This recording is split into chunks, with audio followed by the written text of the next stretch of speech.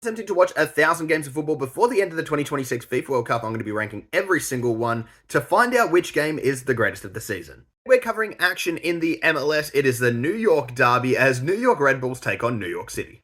With me being an NYCFC fan, I was really hoping for New York City to be able to get a huge result today that would propel them further into the playoff spots for the MLS final series, and we got off to the best possible start. When only a minute and a half into the game, Justin Hack managed to send in Nicolas Fernandez in behind the Red Bulls defense. He would slot a ball beautifully off of his left foot into the bottom right-hand corner to give us a 1-0 lead. Unfortunately, though, this lead wouldn't last that long. It's only 20 minutes later. Red Bulls would go up the other side of the pitch. Eric Choupo-Moting would actually pull a ball back across the box to Hall. Justin Hall, a 17-year-old winger for Red Bulls, would score to bring it back to 1-1.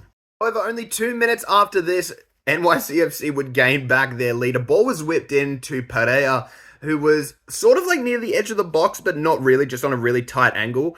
And this flicked header that he did over the keeper was just absolutely diabolical. He's about 16 yards out. He flicks a header, and it just loops perfectly into the top right-hand corner at the far post. I was just astounded by this. So anyway, we got back the lead. It was now 2-1. New York City had a number of chances to actually extend our lead before the halftime break, though we couldn't do it, and we went into the halftime break only leading by a single goal. Red Bulls would make New York City pay, as only 2 minutes into the second half, once again Choupo-Moting would get the ball down the right-hand side of the pitch, would cut it back this time to Emil Forsberg, who would score to bring it back to a tied game.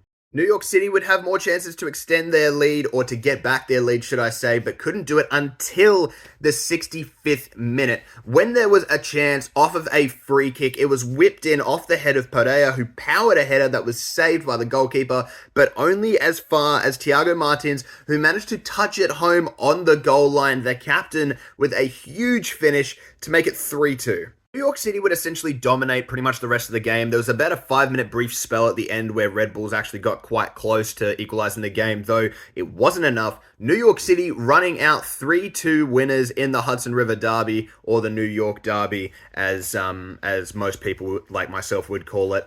This was a really good game. I actually really enjoyed this one. I'm going to rate this game a 7.6.